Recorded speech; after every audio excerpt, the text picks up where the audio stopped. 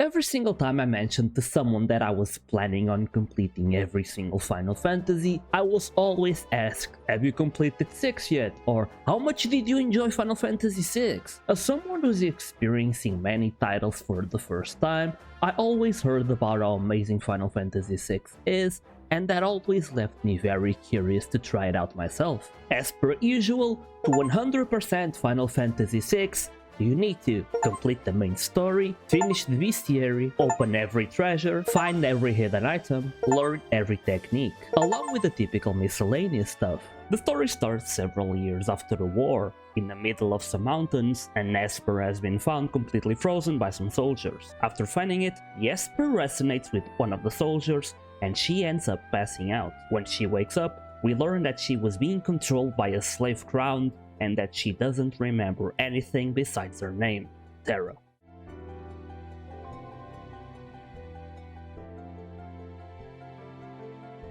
Despite being saved, people are still looking for us, claiming that we belong in an army. Our savior tells us to run through the mines while he buys us some time. However, inside the mines we are surrounded by guards and we fall into a hole. We pass out and start recalling parts of our past, such as the moment when the slave crown was put on us. We then see the old man who saved us speaking with a young man named Locke, and he was tasked with saving Terra and getting her back. When we find her, the soldiers are running towards us and Muggles appear in order to help us fight back. After we take down the guards, we decide to skip town to reach Figaro. We reach the castle in the desert and we meet Edgar, the king of Figaro. He tells us that we can rest there since Figaro and the Empire, from which Terra is running from, are allies. We explore the castle and we learn that Edgar has a twin brother named Sabin, but he left the kingdom. After exploring, we receive notice that Kefka, one of Empire's generals, is coming over and is searching for Terra. Edgar tells him that he doesn't know anything and Kefka leaves. After everyone gets some rest, the kingdom is attacked and the castle is on fire because Kefka really wants Terra. But since Edgar is a nice guy, he calls for 3 chocobos and he uses them to take himself, Locke and Terra out of the castle. We learn that the castle of Figaro can transform itself to travel underground, and while we fight Kefka's underlings, Edgar and Locke see that Terra can use magic and they are flabbergasted. After we take them down, Locke asks Terra if she wants to meet their leader, since they are part of a rebellion group that wants to take down the Empire. Terra isn't sure about why she has the powers that she has, and Edgar tells her that maybe their leader will know more about it. We enter a cave and we tell the soldiers from Figaro that we are going to the Returners' headquarters and that everyone in the cave should go back to Figaro's castle. While exploring the cave, we get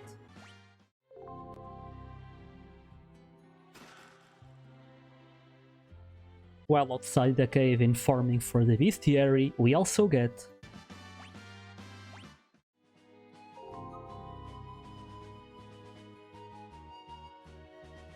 We reach South Figaro, and inside the pub, we see the famous assassin Shadow. With nothing else to do here, we go to the next stop, being Duncan's cabin. Edgar suspects that Sabin is living here, but since the place is empty, we need to move on. We go to the nearby mountain, and on the way to the top, we find a guy named Vargas who decides to throw hands because he thinks Sabin sent us there. In the middle of the fight, Sabin shows up and he questions Vargas about why he killed Duncan, his own father, and all that because he shows Sabin as his successor and not his own son. After a single punch, Sabin takes Vargas down, and now Edgar can reunite with his twin brother, whom Terra confuses for a bear. Edgar tells Sabin that they are on their way to the hideout, and Sabin joins the cause to help the world regain its sense. We reach the hideout and finally meet the leader of the rebellion, Bannon, who happens to be a little bit of a douche since he pretty much rubs in Terra's face the atrocities she committed while being controlled by the Empire. However, he reassures Terra that her power is not actually a curse, but a gift, and that she needs to use it for hope. After resting, we explore the hideout and open a chest to get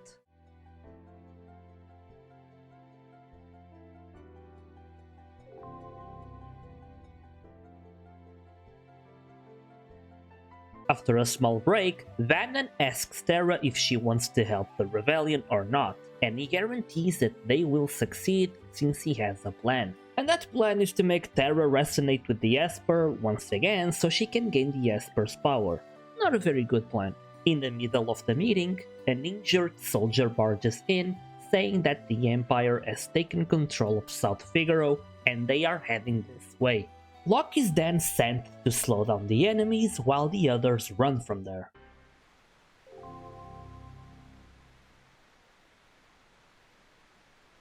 We start making our escape on a raft through the river until we face Ultros. After taking him down, Sabin gets upset because he thinks Ultros is just hiding and decides to jump off the raft to finish him off. However, after jumping out of the water, he completely misses the raft and he gets separated from the group. With only 3 people in this group, we reach Narshe, where everything began. After going through the mines, we reach the house of the man who saved Terra back then, and we learn that the townspeople are on edge because of the esper. Switching perspective now to Locke, who's in South Figaro. Here, Locke steals the clothes of a merchant after he was incredibly rude by calling him a thief. After acquiring a cider and giving it to the old man, he tells us about a secret passage that takes us directly into a basement where some people are arrested. One of them being Serpent, one of Kingdom's generals who got arrested for trying to stop Kefka from poisoning everyone in the area. With Locke helping her escape, she joins the party. After escaping the maze that is the underground area of South Figaro, we enter the cave nearby.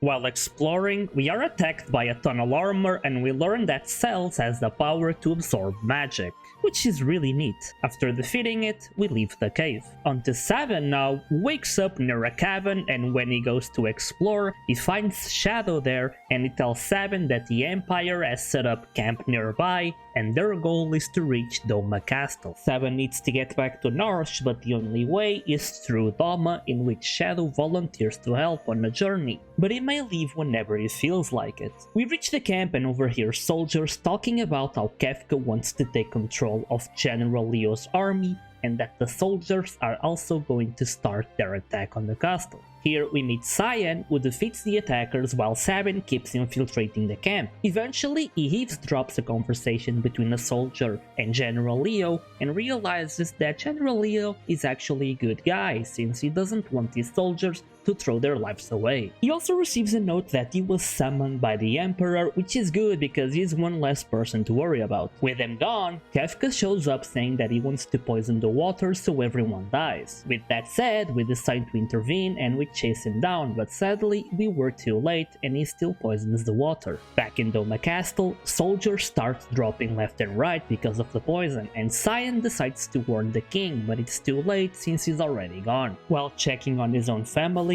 he finds that his wife and son also passed away thanks to the poison. Filled with rage, Cyan goes to the camp and decides to start fighting, but since he's outnumbered, Sabin interferes, making it a fair fight. After taking care of the enemy soldiers and stealing a Magitek armor, we reach the Phantom Forest and inside we find a train. After getting inside, Cyan realizes that it's the Phantom Train, a train that takes the soul of the dead to the afterlife. Sadly, since we are already inside, the train starts moving, which means we can't get out. After exploring every carriage of the train, we reach the engine room and after tinkering with it, we turn a switch in hopes to stop the train. However, the train isn't happy and we fight it. And Sabin picks up the train. The train is defeated. Broken?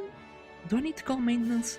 The train stops at the next station and here we see plenty of souls entering. And among them are Cyan's wife and son, who are now on a journey to the afterlife. We continue our journey and reach the top of the barren falls where we must yeet into the waterfall. After a little bit of floating, we reach Veldt, where we are saved by Gao, who flees as soon as we wake up. After taming him up with some meat, he says he wants to give us a present to thank us for the food. We reach his cave, where he digs up a helmet that allows us to breathe underwater, which we immediately use to traverse the Serpent Trench until we reach the shores of Niki. Here, we get in a ship that will take us to Narshe. Everyone reunites in Narshe, where Cyan recognizes Ceres as a commander from the Empire, and despite the tension, everyone agrees to work together, even when Terra also reveals to the group she was also a soldier. With Kefka launching an attack to obtain the esper, we need to defend the mountains and the city from his army. After repelling his troops, we finally confront Kefka, who runs after taking a beating. With everyone safe, Terra interacts with the esper that causes a strange power to awake within her, which causes her to fly away into the unknown while the party wakes up later in the city. We then decide to split up the party. Half stays to protect the esper from the Empire while the others go and search for Terra.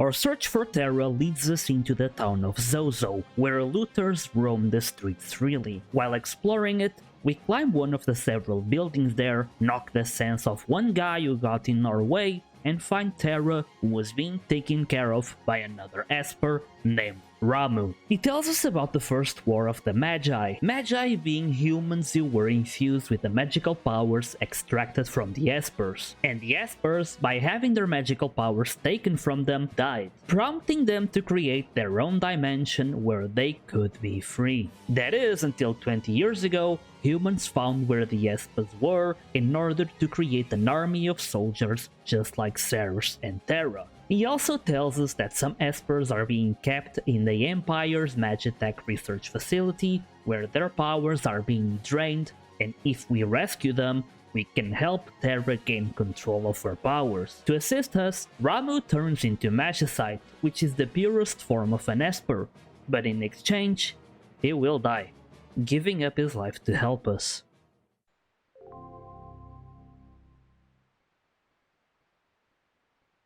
Our next goal is to reach the Empire, but for that we need a ship, but all the ports are closed. Locke then tells us that in Jaidor there might be someone who can help us, so that's our next stop.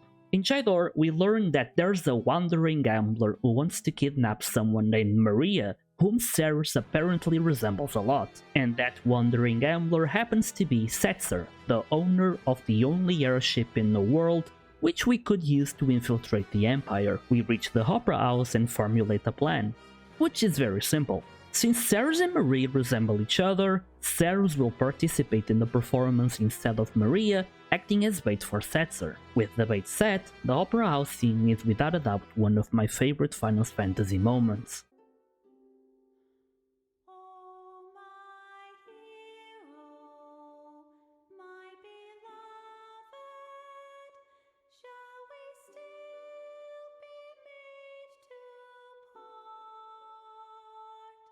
The whole musical spectacle, while giving more depth to the world by telling a story, it also gives plenty of characterization to Ceres. And as a whole, one of the many reasons why I love this franchise so much. Eventually, the lights get turned off and Setzer arrives, kidnapping Ceres. After a bit of convincing, he agrees to help by flipping a coin, allowing us to reach the continent of the Empire.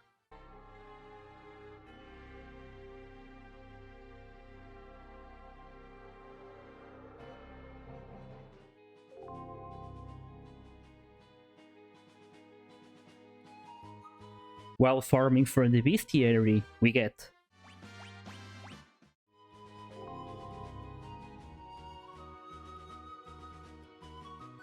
We finally reach the capital, and with the assistance of one of the returners, we infiltrate the Magitek research facility. While exploring, we find Kefka claiming he wants to revive the Warring Triad as he disposes of two espers that he completely drained the power from. When we find the espers that are drained out of their powers, we put them out of their misery, where they turn into Magicite to help us along the way. As we go further into the facility, we defeat one of the test subjects where they experimented with the Magicite. We enter the room that was being guarded, and we find the place where the Empire was keeping all of the espers. By disabling the pods they were in, they turn into Magicite to help us on our journey. Sid enters the room in disbelief of what was happening, and with all of the commotion, Kefka decides to investigate the place, where we discover that Ceres was ordered to infiltrate the rebels. When the party is attacked, Ceres gets in the way, teleporting herself and Kefka out of there. We head into a mine shaft where we need to fend off more test subjects until we put them out of their misery. When we finally leave the underground, Setzer is there waiting for us to flee the Empire back to Zozo. We bring the Magicite to Terra, and one of them resonates with her, where we learn that Terra is in fact the daughter of an esper and a human, and that's why she has powers. Before moving on, we go back to Jydor to participate in an auction. By outbidding everyone and getting a piece of Magicite, we get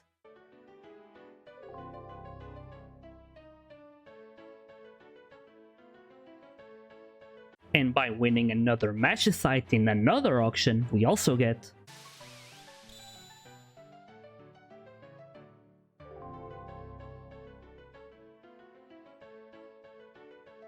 back to the headquarters in Narshe. The returners decide to attempt to make contact with the espers so they can be understood and they can aid us in our quest. On a quick trip to the mines, we find a werewolf who stole a chest earlier, and when we chase him into a dead end, he threatens to take down a Moogle named Mog, whom we quickly save, making him join the party. We then head to the cave of the sealed gate, but before that, we farm a little bit so every party member can be at a decent level. And with that, we get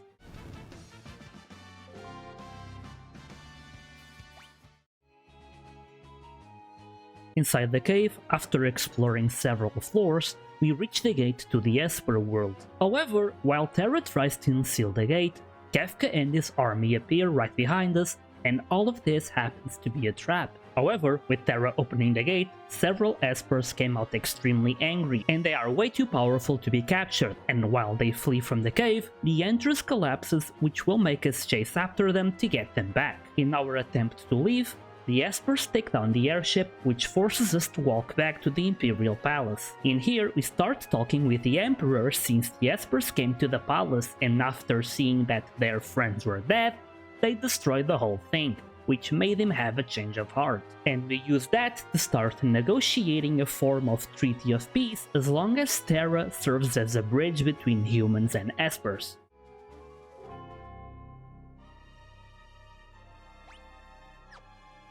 After leaving the capital, it's time to do a little bit of a cleanup, and by opening a couple of chests back at the entrance right before the cave of the sealed gate, we get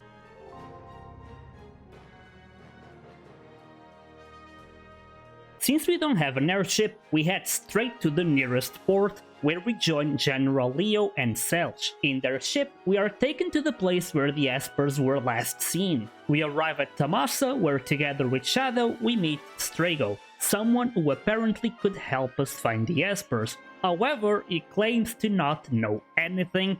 Just before his granddaughter, Realm, straight up asks if we could use magic as well, right before being sent to our room. We decide to get some rest when suddenly Strago breaks into our inn and asks for our help since a house is on fire and Realm is inside. We help, and at the entrance of the house we learn that everyone in this town knows how to use magic, which is something that should have been kept in secret. While the townspeople water the house, we go in to find Realm. We slay the monster responsible for the fire and we save the child. After the fire incident, we talk to Strago, who tells us that people from Tamasa are the descendants of the Magi from the ancient times, but their power is thin. But even though it's not strong, they could still be prosecuted, and that's why they hide their ancestry. Since we saved Realm, Strago decides to help us on our journey to find the espers, so our next stop is the Esper Cave. Inside, we find statues of the Warring Triad, who are the legendary gods that created magic, and by doing that, one could say that they also created the espers. As we leave, Ultras makes an appearance once more as he tries to get the statues for himself. However, in the middle of the fight, the recently grounded Realm, who was supposed to be at home and not following us around, decides to show up, and she's hilarious. Her power consists of drawing, in which wherever she draws, she can bring it to life and use it against what she drew. After Ultras is taken down, she gets reprimanded by Strago, but she joins the party. As we go deeper into the cave, we find the espers who are willing to communicate with humans since they realize that Terra is just like them, and they are sorry for hurting people who had nothing to do with what happened all those years ago. All was well until Kefka shows up with his army and starts killing the espers one by one to get their Magicite. All the while, General Leo is stunned with the news that Kefka is only following the Emperor's orders. Having enough of Kefka's shenanigans, Leo fights back, taking him down. However, the Emperor shows up and reveals that the Magicite is needed, making Leo drop his guard, revealing that Leo was only fighting an illusion. The same type of illusion as the Emperor who showed up, allowing Kefka to stab Leo countless times in his back. At the same time, the espers felt their friends being killed and destroyed the barricade separating both worlds, but Kefka wasn't caught off guard, using the powers of his newly acquired Magicite, killing every single esper who got in his path. At the funeral of General Leo, Interceptor, Shadow's dog, appear right next to us, extremely wounded, making us assume that Shadow is also gone. We decide to regroup with the rest of the party back in the Empire since they are by themselves on enemy territory. After introducing everyone, we talk about everything that happened and decide to formulate a new plan back at the airship. Now that the gate to the Esper realm is no longer blocked, Kefka and the Emperor go inside in order to claim the warring triads for themselves, which causes the continent of the cave to separate, making it float in the sky. Strago tells us that the statues turn to stone by facing one another so each could be neutralized, and if one were to be moved, the power imbalance will destroy the world. But before that, it's time to do a little bit of gambling and get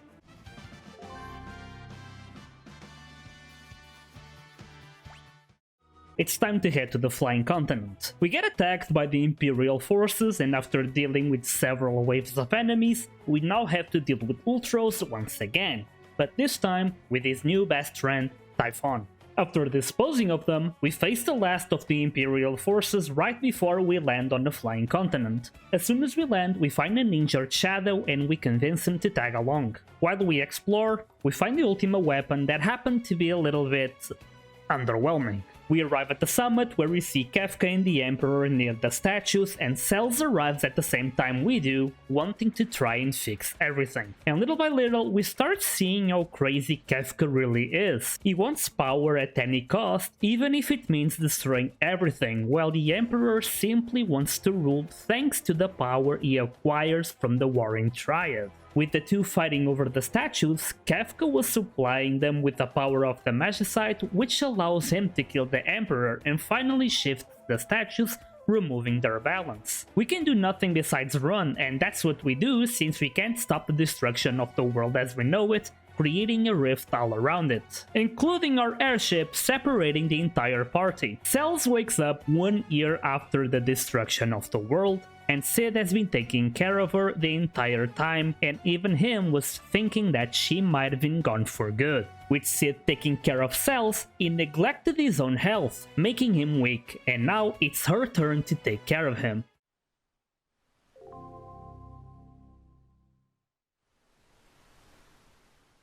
With the world continuing to decay because of Kefka, it's our turn to help Sid get back on his feet. After feeding him a couple of fish, he tells us that he's rebuilding a raft and that it's in a basement. Cells immediately uses it and she crashes on the mainland. We reach the town of Cyan, where Sabin is preventing an entire building from collapsing because a kid is inside. We immediately spring into action and rescue the kid. Sabin joins us once more so we can deliver peace.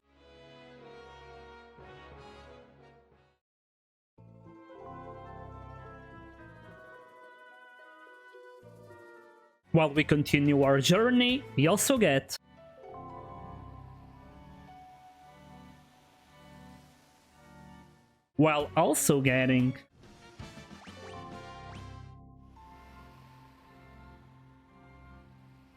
we reach the city of Nicaea where we meet Edgar, who claims to be named Gerard. He dismisses us saying that he needs to go, but we sneak into his ship with his crew where he is sailing straight to Figaro, where he plans to raid it. While his crew proceeds to investigate the castle vault, we assist Edgar in freeing the castle's engine from a monster's tentacle, and we learn that he was using former prisoners, so he had enough manpower to help Figaro on its time of need. The sound of battle brings the bandits out of the vault room where they looted everything and they simply leave. And with Figaro finally free, we go back to our main goal, but this time with Edgar back in the party.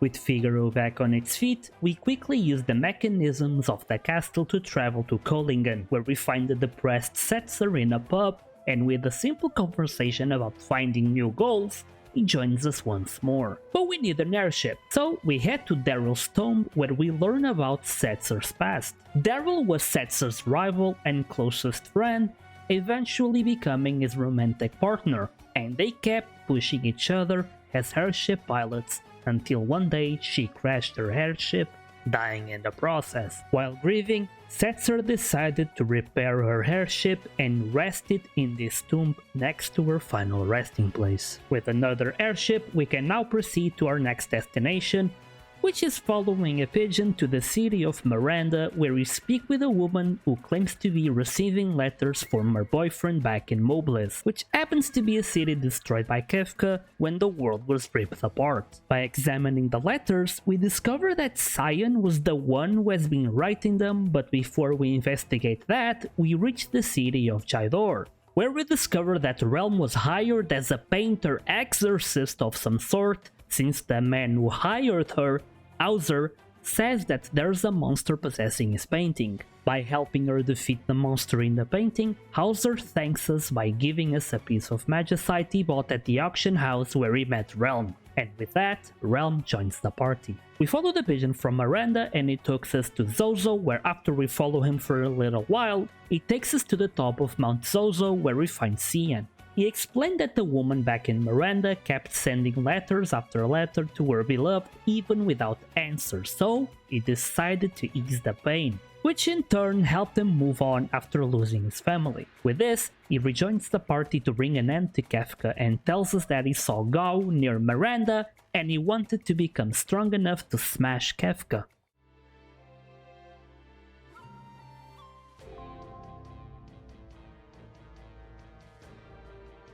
As we explore the world looking for our companions, we come across a tower full of cultists, and in the middle we see Strago. After seeing that Realm is alive, he snaps back to normal and joins us once more. We reach the town of Mobilis, which was completely destroyed, and here, after following a kid into a basement, we find Terra, who has been protecting the survivors, most of whom are children. She is reluctant to leave because as soon as the kids saw her, they became attached to her, making it hard for her to leave. As we are talking, a monster called Humbaba attacked the village, and as we help Terra defeat him, she gets her motivation back to fight to protect something that she learned, what it is to love. At the entrance of the Veldt cave, we come across Gao, who rejoins our party after being fed dried meat. Inside the cave, we find a nearly dead Shadow who was attacked by the Behemoth King, where after we take him down, we carry him to Tamasa where he rests for a while. While we explore the world for a little, we eventually reach a coliseum in the middle of nowhere, and to our surprise, after we decide to participate and win 10 battles, we get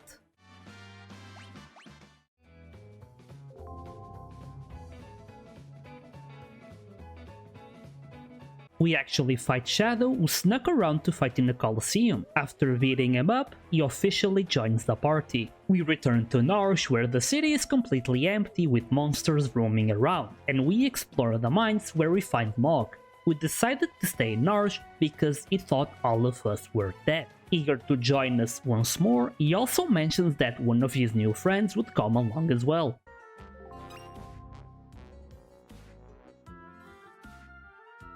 But before any of that, we decide to inspect the esper that started all of this adventure, and after breaking the ice, sealing it and defeating it, he agrees to help us by turning into magicite. The esper was covering an entrance to a hidden cave, and by going in and exploring it, we find a bone carving with magicite in it. By removing it, a yeti runs full throttle at us. We smack him until he calms down. This is actually the friend that Mog mentioned, and after Mog talks to him, he tells him to join us, and we learn that his name is Umaru.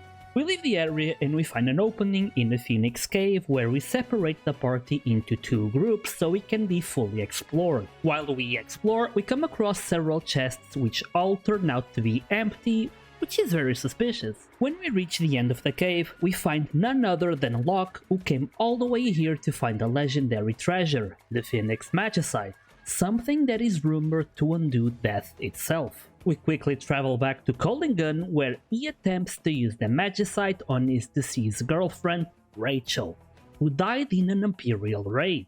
It briefly works, as the Phoenix gives her enough time just to say a couple of last words. Rachel thanks Locke for making her happy, but he needs to let her go once and for all, allowing himself to heal and to properly love the one he has in his heart currently. Rachel is finally resting, and we acquire the powers of the Phoenix Magicite. With Locke getting closure, he feels like everything will be okay, and now he has a job to do, so he rejoins the party. As we explore the outside area of the city, we find a Zone Eater who, well, eats us. And inside his stomach, after exploring for a while, we find a mime named Go-Go, who wants to mimic us by helping us save the world, so he joins the party, becoming the final member of our squad. Exploring the world a bit, we find a random cabin in the middle of nowhere where we find Duncan, Sabin's master, who everyone thought had died. He has a last technique to teach Sabin so he can take down Kefka, so they fight it out so he can learn it.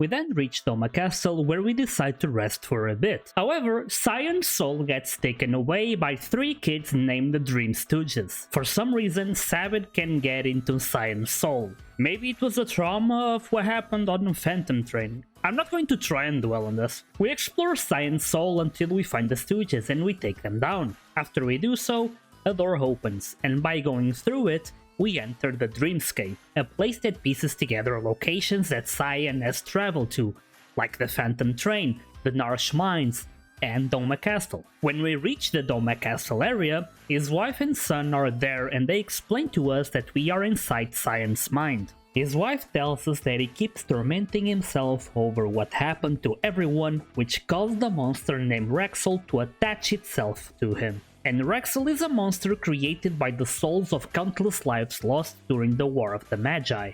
We find Rexel, take him down, and the spirit of his family finally puts him at ease by reassuring him that what happened wasn't his fault and that they will be always with him. This prompts Cyan to learn his final ability.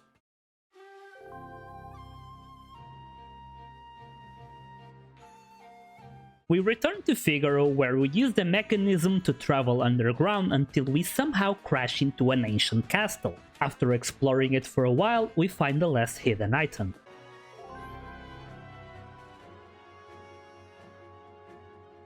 We decide to keep exploring the world for a little bit before finally entering Kefka's tower. So first, we head into the cultist tower once more. In here, we find the last tool for Edgar, giving us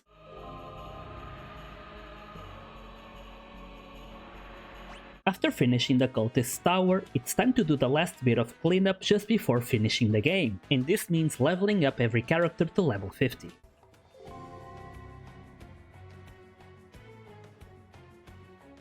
Except Gao, because by having everyone at level 50 besides him and using Leap removes him from the party, making us to get the achievement. But it's okay, because by making him leap several times, we get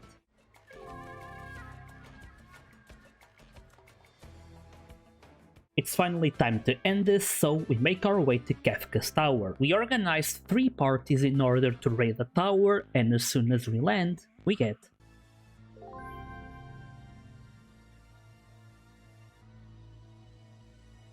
When the world collapsed, 8 dragons were released and scattered, and during our travels, we have been taking down the dragons one by one every chance we got. While exploring the Kefka tower, we defeat the last one that gives us the last Magicite, which gets us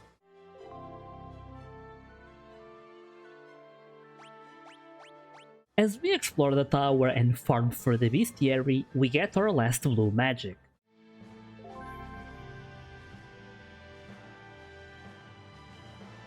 We open the last chest, or what I thought it was the last chest, but the achievement doesn't trigger. I try to shake off this dread that I have that I might have messed up, which would make me replay the game in its entirety, which, despite me loving it, it's almost a 35-hour grind. We climb some stairs where we face off against a demon in an attrition battle, in which after we finally win, we get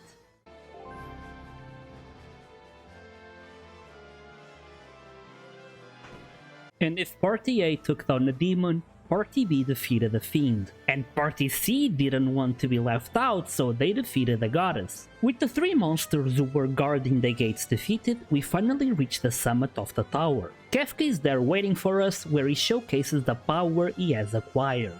But before we fight him, we need to little by little defeat the statues of gods, where he is sitting on top. If at the base we destroy the arms and his visage, at the middle we destroy some of the cores of his power, such as magic, machine, tiger, and power. I have no idea what tiger is trying to symbolize here. Finally at the top we destroy the lady and the rest. This whole tower fight took over 30 minutes of back-to-back fighting, and it was amazing. To finish off, if the whole statues and its meanings were a grind to fight against, Kefka itself felt too easy. But that could either mean that we were over-leveled, which doesn't seem right since the climbing of the tower was one of the hardest challenges I've had in these Final Fantasies, or it means that by destroying the rest of the statue, Kefka really did get weakened enough so he could get beaten easily. Either way, Kefka was finally put down. With Kefka's death, magic disappears from the world, which begins to heal on its own, and our heroes can finally be happy.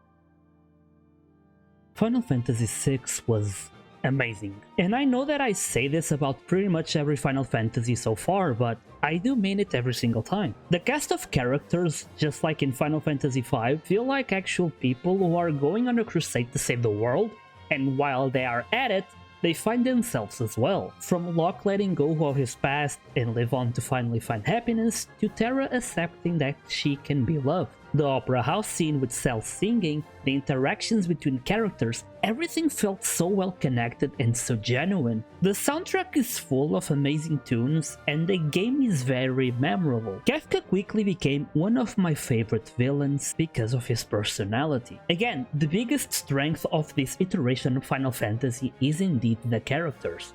The game also doesn't shy away from giving you plenty of side quests and places to explore so you can learn more about the world.